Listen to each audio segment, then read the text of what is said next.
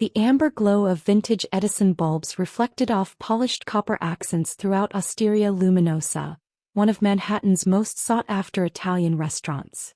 Victoria tucked a loose strand of dark hair behind her ear for the 5th time that evening, her hands unsteady, not from the pressure of serving New York's wealthiest patrons, but from the constant vigilance required to stay forgotten.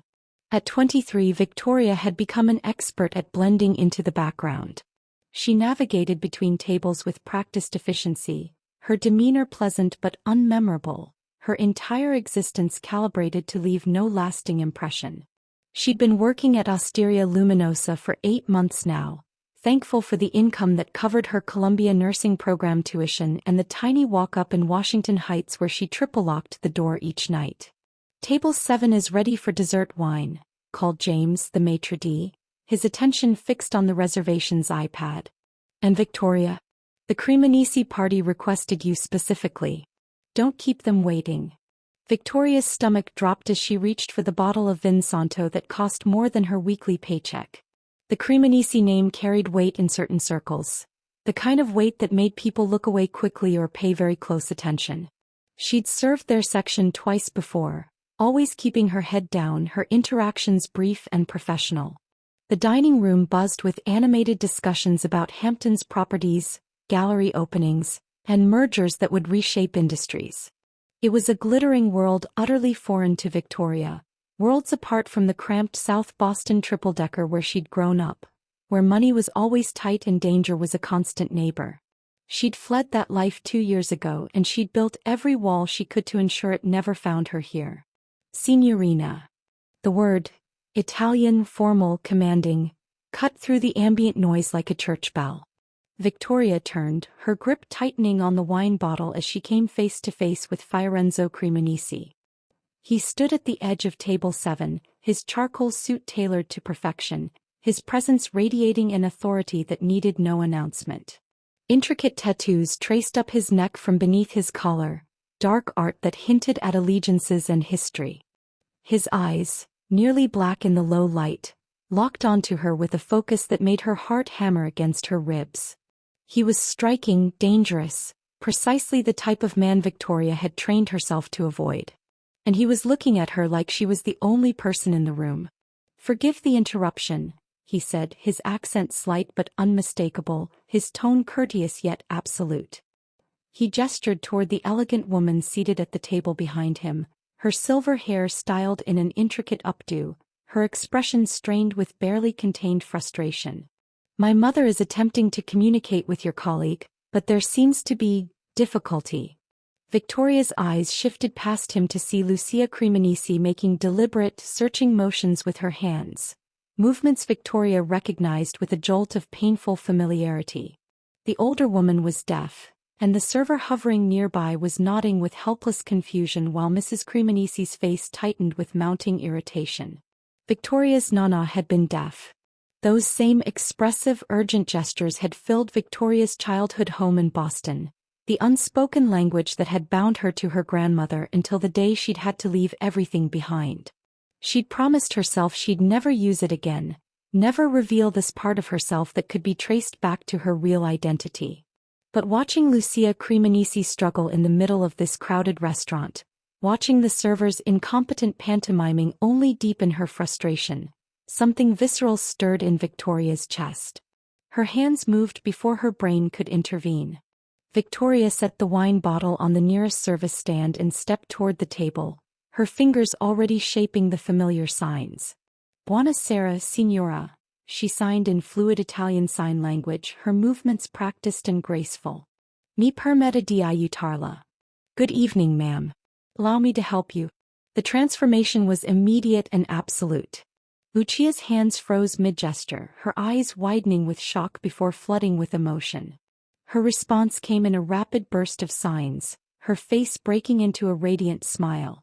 "Parli Alice? Conosci la lingua dei segni italiana? You speak Alice? You know Italian Sign Language?" Around them, the restaurant's energy shifted.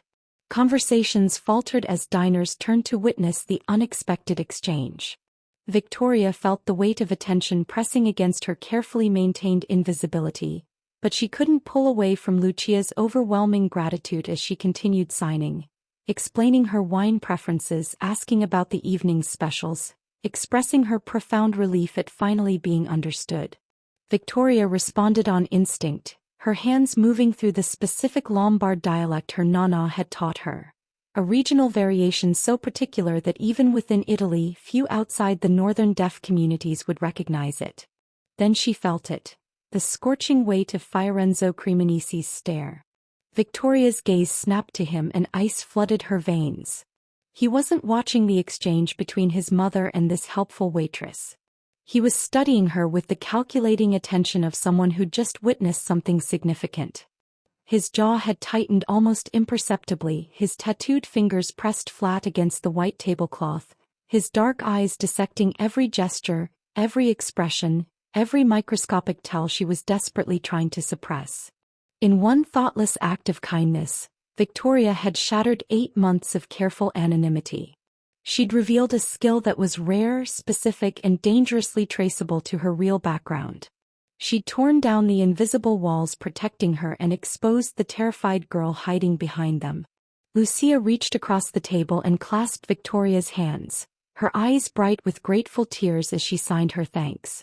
But Victoria barely registered the warmth of the touch.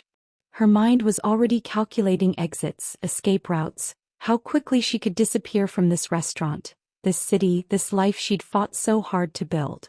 Because Fiorenzo Cremonesi hadn't looked away. He was still watching her with an expression that combined suspicion, recognition, and something darker she couldn't identify. And Victoria understood with the cold certainty of someone who'd spent 2 years running from shadows, that this man would not simply let her retreat back into obscurity. The most powerful man in New York's Italian underworld now knew she was hiding something profound. And men like Fiorenzo Cremonesi always uncovered secrets. Before we get deep into the story, please let me know in the comments where you are watching from. Hit the subscribe button and turn on post notification as I have another beautiful story for you tomorrow and I do not want you to miss it. Victoria's shift had started like every other. Arrive at 4 p.m., check her section assignments, keep her head down, collect her tips, leave by midnight. 8 months of this careful routine had lulled her into believing she might actually be safe in this glittering corner of Manhattan, hidden among the crystal and copper and the self-absorbed wealthy who never really looked at the people serving them. She'd learned every detail of invisibility. Never volunteer information. Never make prolonged eye contact. Never, ever reveal anything that made you memorable. Until tonight, when Lucia Cremonesi's frustrated hands had shattered every rule Victoria had lived by. Now, as she finished explaining the evening's specials through fluid signs, Victoria felt the foundation of her carefully constructed anonymity crumbling beneath her feet. Lucia's face had transformed from elegant frustration to radiant joy, her hands moving rapidly in response, thanking Victoria profusely, asking questions about her background, her grandmother, how she'd learned this particular dialect. Victoria kept her responses brief, professional, even as her pulse thundered in her ears. She could feel Fiorenzo's eyes tracking every movement, not just watching but analyzing. He'd leaned back in his chair, one arm draped casually over the back, but there was nothing casual about the intensity of his focus. He was cataloging details. The way her hands trembled slightly as she signed, the careful distance she maintained, how her eyes darted toward the kitchen exit every few seconds like a trapped animal calculating escape routes. When Lucia finally released her hands with a grateful squeeze, Victoria took the wine order with a practiced smile that didn't reach her eyes. She turned to leave, desperate to put distance between herself and this table, this man, this catastrophic mistake. "Miss Victoria." Fiorenzo's voice stopped her mid-step.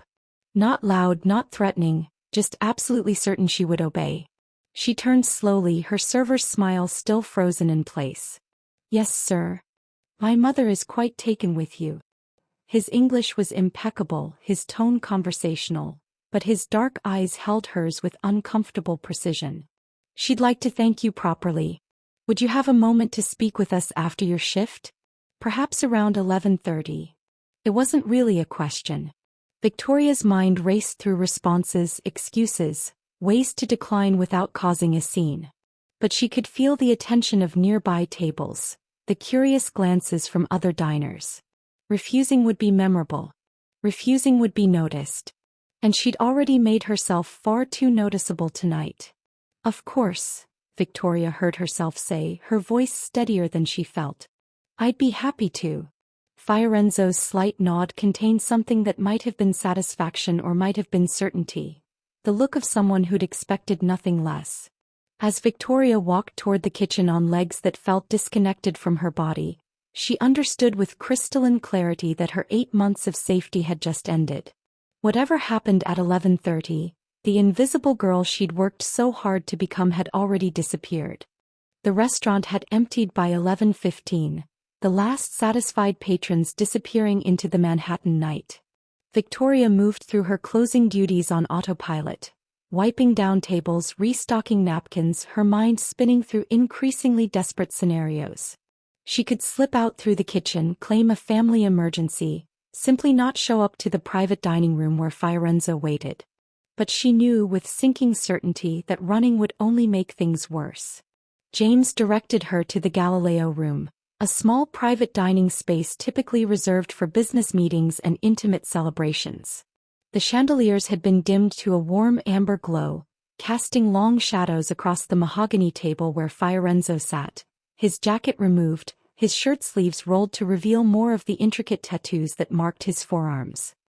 He looked up as she entered, gesturing to the chair across from him. Please. Sit. Victoria remained standing near the door, her hands clasped in front of her server's apron. Your mother wanted to speak with me?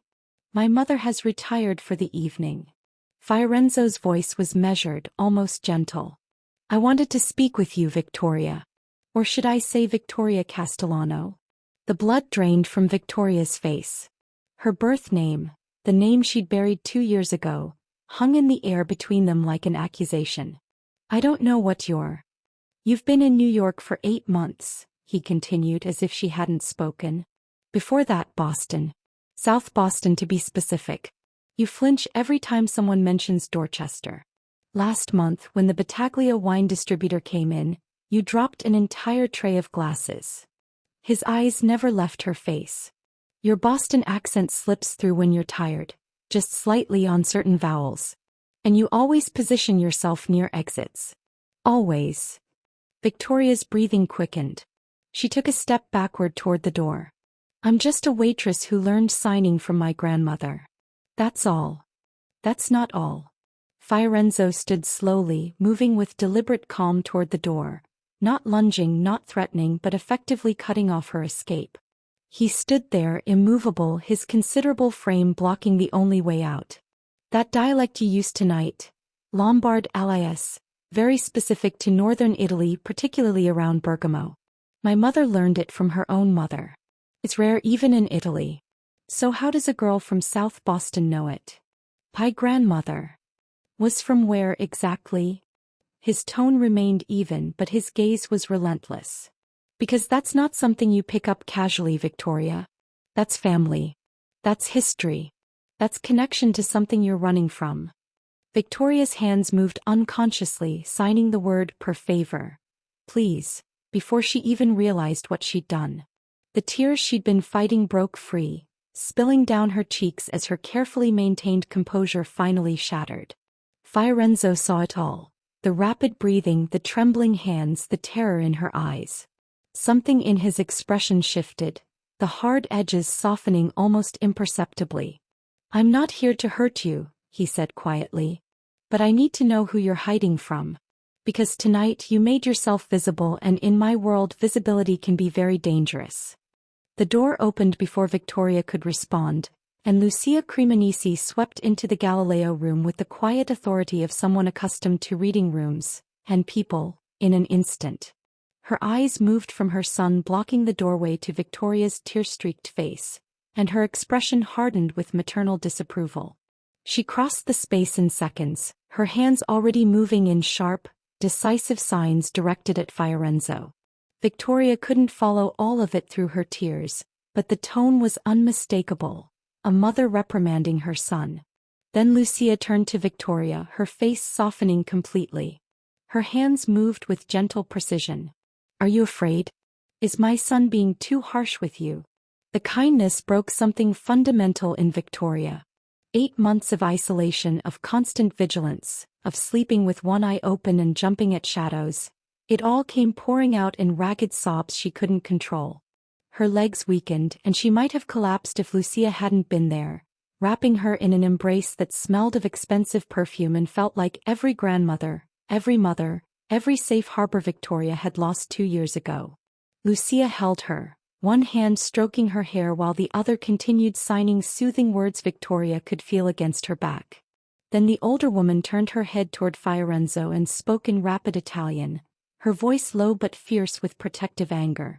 Victoria understood enough, scattered words about trauma, paura, fear, gentilezza, kindness. Lucia's tone made it clear she was advocating fiercely, telling her son that whatever he was looking for, intimidating a terrified girl was not the path to finding it. Fiorenzo's expression shifted as he listened to his mother, the hard edge of interrogation melting into something closer to regret. He moved away from the door, giving Victoria space, his hands raised slightly in a gesture of peace. "Mi dispiace," he said quietly. "I'm sorry." Then switching to English, his voice gentler than before. "My mother is right. I approached this wrong." Lucia guided Victoria to a chair, sitting beside her, one hand still holding hers. Fiorenzo remained standing but at a respectful distance, his posture less confrontational. "I've been searching for witnesses," he began, his tone measured and careful now. "There were attacks 2 years ago, women targeted, families destroyed. I need to find the people responsible before they strike again. When I saw your reaction tonight, your fear, I thought you might have information." Victoria went completely still at the words, 2 years ago. Her breathing stopped mid-sob. Her hand, still clasped in Lucia's, turned ice-cold. Both criminalists noticed. Lucia's grip tightened supportively while Fiorenzo's eyes narrowed. Not with suspicion now, but with recognition. "You know something," he said softly. "Not an accusation. A statement of fact." Victoria's voice came out as barely a whisper. "I know everything." The words came slowly at first, then faster, spilling out in fractured pieces like shards of broken glass. Lucia's hand remained steady in hers, an anchor keeping Victoria tethered as the memories threatened to pull her under. "I was 17. We lived in Dorchester. My mother, my little sister Elena, and me." Victoria's voice was hollow, distant, as if she were describing someone else's life. "Elena was 14. Beautiful, funny, always singing. She wanted to be a teacher." She stared at the table, unable to meet either of their eyes. "There was a man. Marco Battaglia. He worked for someone, I don't know who. He'd come around the neighborhood, recruiting, threatening. My mother told us to stay away from him." Her breathing hitched. "One night, Elena was walking home from her friend's house. I was supposed to meet her, but I was late, studying for an exam. I heard her screaming from 2 blocks away." Lucia's hand tightened. "When I got there, he had her in the alley behind our building. There was so much blood. She was fighting, but he was..." Victoria's voice cracked. "I froze. I just stood there, frozen, while my baby sister screamed for help. And then I ran." "You ran for help," Fiorenzo said quietly. "I ran away," Victoria corrected, her voice sharp with self-loathing. "I ran because I was terrified. By the time I came back with police, Battaglia was gone. Elena was unconscious on the ground. The doctors said if I'd intervened sooner, if I'd called for help immediately instead of standing there paralyzed." She couldn't finish. The guilt she'd carried for 2 years sat like stones in her chest. "Elena survived, but she's been in a long-term care facility ever since. She has brain damage. She'll never be the same." Victoria finally looked up, tears streaming down her face. "I changed my name. Left Boston. I couldn't face her, couldn't face what I'd done.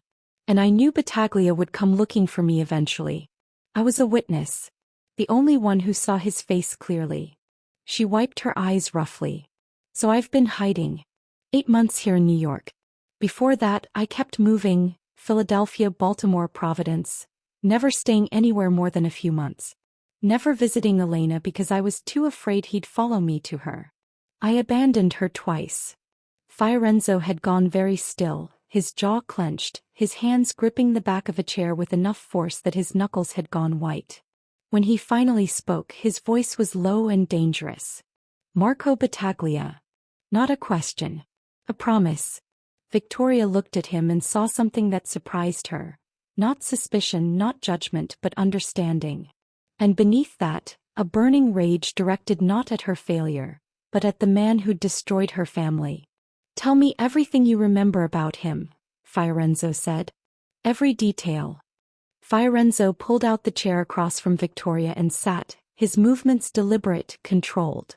When he spoke, his voice carried the weight of someone who'd been fighting an invisible enemy for too long.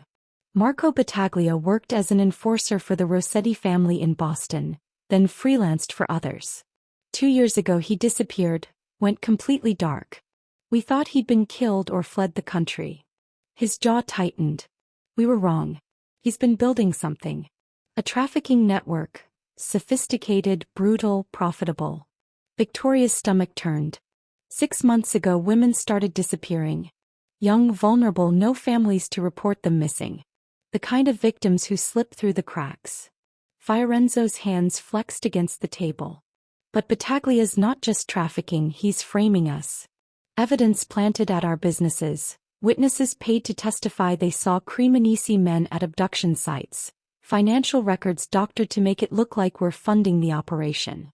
Lucia signed something sharp and Fiorenzo nodded grimly.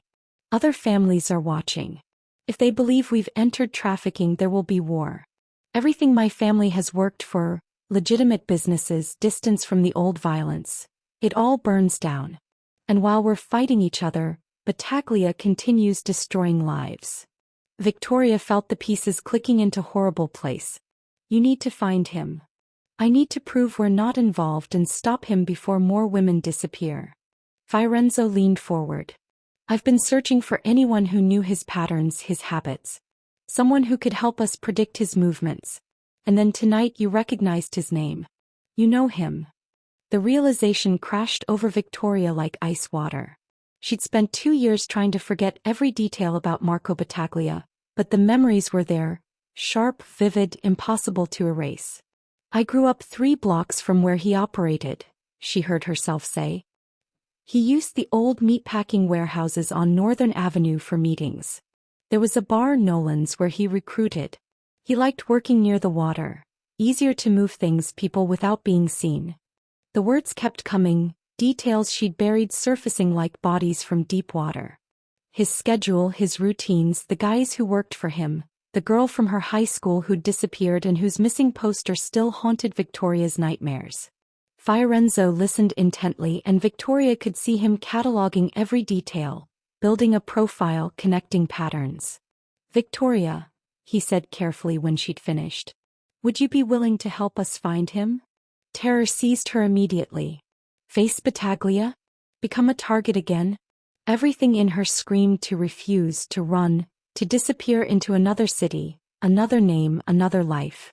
But then she thought of Elena in that care facility. Of the women Battaglia was trafficking right now.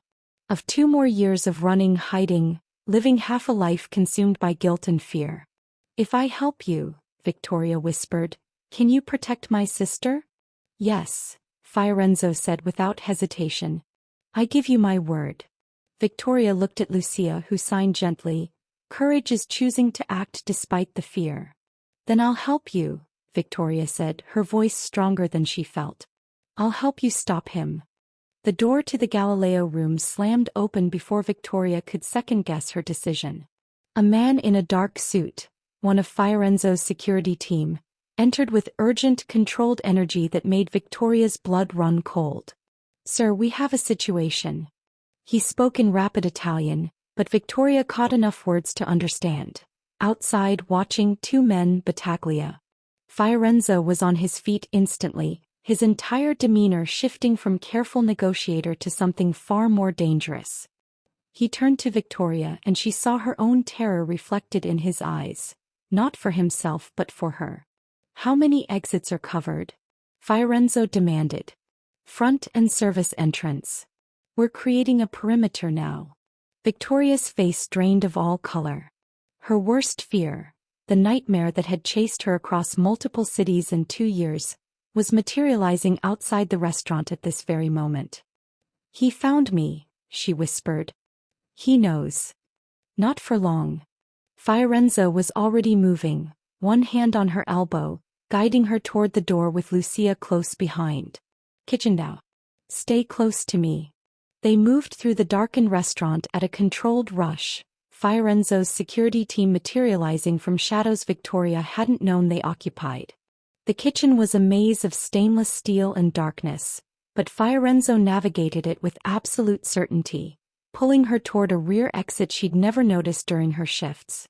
Cold November air hit her face as they emerged into a narrow alley where a black Mercedes SUV waited, engine running, windows tinted to opacity. Another security team member held the rear door open.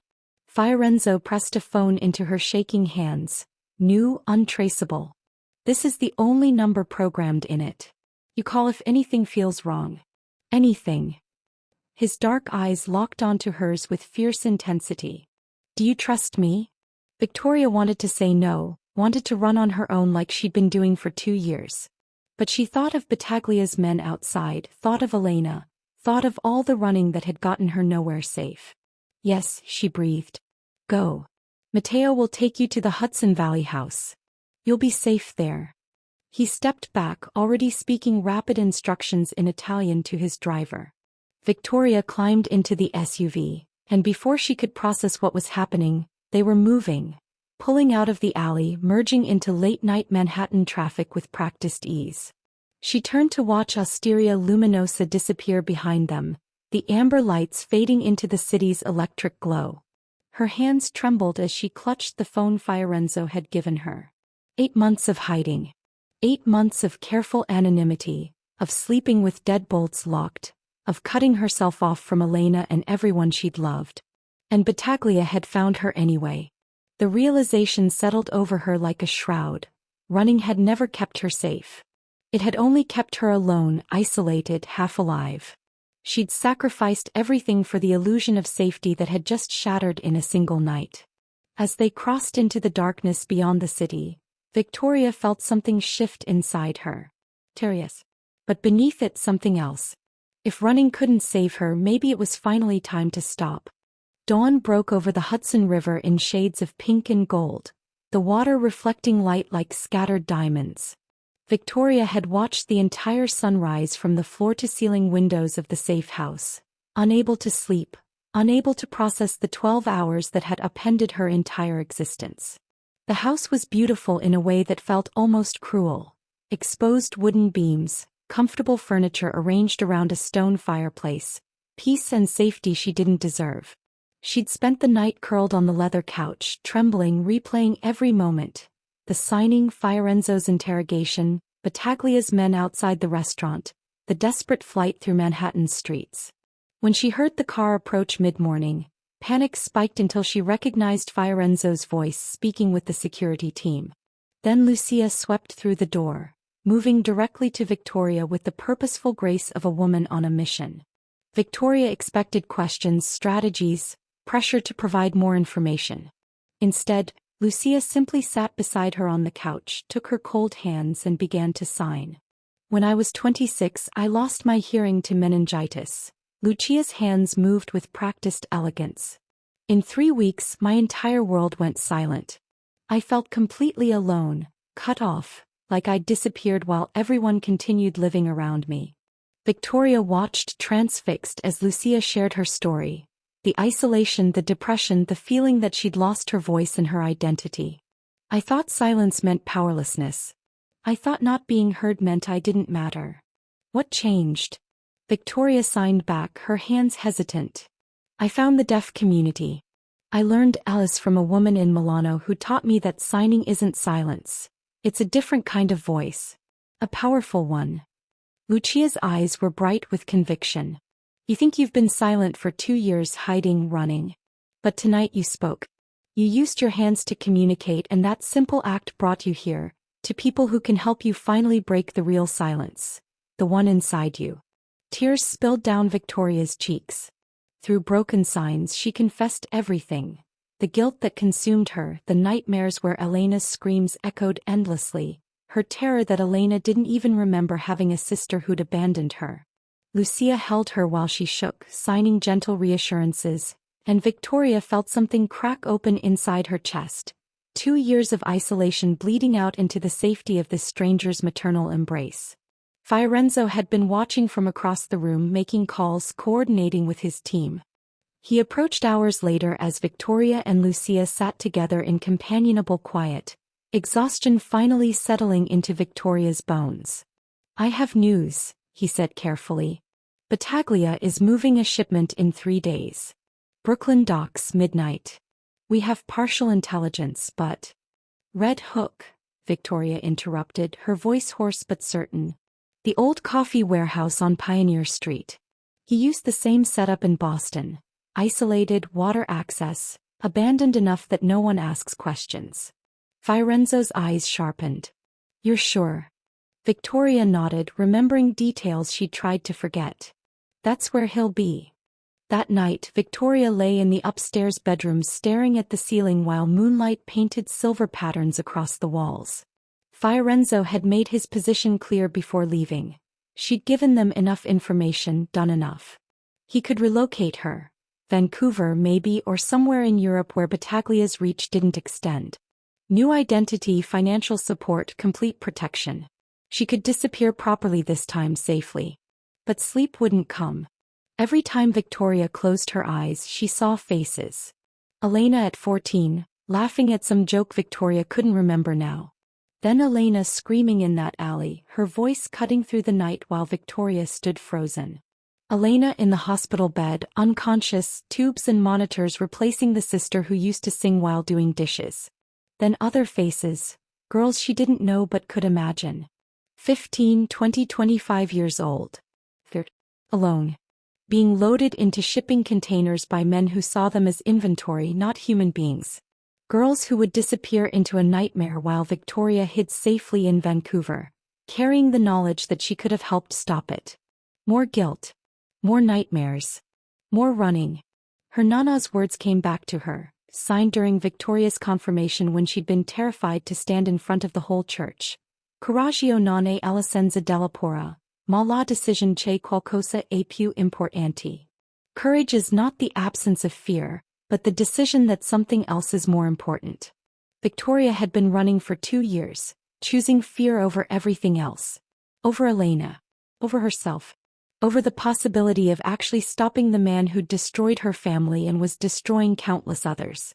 What was more important than fear? The answer came with the sunrise. When Fiorenzo arrived that morning, Victoria was waiting in the kitchen, showered and dressed, her hands steady for the first time in days. "I'm going with you," she said before he could speak.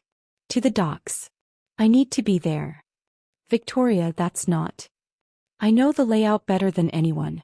I can identify Battaglia, his associates, anyone from the old Boston operation." Her voice grew stronger with each word. "And I need to face this. I need to stop being the girl who ran." Fiorenzo studied her, arms crossed, jaw tight with concern. "It's dangerous. There will be armed men, potential crossfire. I can't guarantee." "You can't guarantee I'll be safe anywhere," Victoria interrupted. "Battaglia found me in Manhattan. He'll find me in Vancouver or London or wherever you send me. The only way this ends is if we stop him." Something shifted in Fiorenzo's expression. Respect, maybe, or recognition. "You're sure about this?" Victoria thought of Elena, of all the women waiting in that warehouse, of 2 years spent half alive in the shadows. "I'm sure." Fiorenzo nodded slowly. "Then we plan carefully. You stay with my best team, you wear protection, and if I tell you to get out, you go." "Understood." "Understood." He pulled out his phone, already calling his security team. As he spoke in rapid Italian, coordinating with law enforcement contacts, Victoria felt something unfamiliar settling into her chest. Not the absence of fear, but something more important than it. The night air off the Hudson carried the bite of early December, sharp and unforgiving as Fiorenzo's convoy moved through Red Hook's industrial wasteland. Victoria sat in the back seat, the Kevlar vest heavy and unfamiliar under her dark jacket, her breath forming clouds in the cold air each time they cracked the window. "That one," she said quietly, pointing to the massive brick building at the end of Pioneer Street. "The old Arbuckle Brothers coffee warehouse, its windows dark, its loading docks facing the water. That's where he'll be." Fiorenzo spoke into his radio in Italian, coordinating positions. NYPD units were stationed 3 blocks out, close enough to respond, far enough not to spook Battaglia's operation. This had to look like a Cremonese move, not a law enforcement raid, or Battaglia would scatter like smoke. They approached on foot, Victoria flanked by 2 of Fiorenzo's most trusted men. Her heart hammered so violently she thought it might crack her ribs. Through a gap in the warehouse's bay door she saw movement, and then she saw them. Women. At least 15, maybe more. Young, terrified, being herded toward open shipping containers by men with guns. The terror in their eyes was visceral, immediate, the same helpless fear that must have consumed Elena in that Boston alley 2 years ago. Victoria's breath stopped. Then she saw him. Marco Battaglia emerged from the warehouse office, checking his watch, barking orders in the same voice that still haunted her nightmares. He was older, harder, but unmistakably the man who had destroyed her family. He turned, scanning the perimeter with practiced caution, and his eyes landed directly on Victoria. Recognition flashed across his face. Shock, then fury, then cold calculation. He reached for something at his waist. For one terrible moment Victoria felt it. The old paralysis, the terror that had frozen her at 17 while her sister screamed. The voice in her head screaming, "Run, hide, disappear." But then she heard Lucia's words. "Using your voice is an act of courage and power." She thought of Elena. Of these women. Of 2 years spent silent and small and consumed by guilt. Victoria didn't freeze. She screamed. "Run." Her voice tore across the docks, piercing and furious and loud enough to shatter the night. "Get out. Run now." The women scattered like startled birds. Fiorenzo's team flooded the warehouse as NYPD units roared in from 3 directions, sirens splitting the air. Gunfire erupted, sharp cracks that made Victoria's escorts pull her behind a shipping container. But she kept shouting, kept directing officers toward the loading areas, the office where more women were locked, the van idling at the north exit. Battaglia tried to run for the water, but Fiorenzo was faster, cutting him off with 3 of his men, weapons drawn. "On your knees," Fiorenzo's voice was ice and steel. "Now." When the chaos finally settled, 15 women stood free in the cold December air, wrapped in emergency blankets, alive. Battaglia was in handcuffs, facing enough charges to ensure he'd never see freedom again. Victoria's testimony, combined with 2 years of evidence Fiorenzo's team had meticulously collected, became the backbone of a prosecution that would dismantle Battaglia's entire network. But in that moment, watching those women being led to safety, Victoria finally understood. She'd found her voice. And it had saved them all. 6 months later, Victoria pushed through the doors of Evergreen Recovery Center in upstate New York, a bouquet of yellow roses, Elena's favorites, cradled in her arms. Spring had transformed the grounds into something beautiful, cherry blossoms drifting across manicured lawns like pink snow. Elena was waiting in the garden, exactly where she always sat for their Thursday visits. When she saw Victoria approaching, her face crumpled into that mixture of joy and tears that still made Victoria's chest ache with love and residual guilt.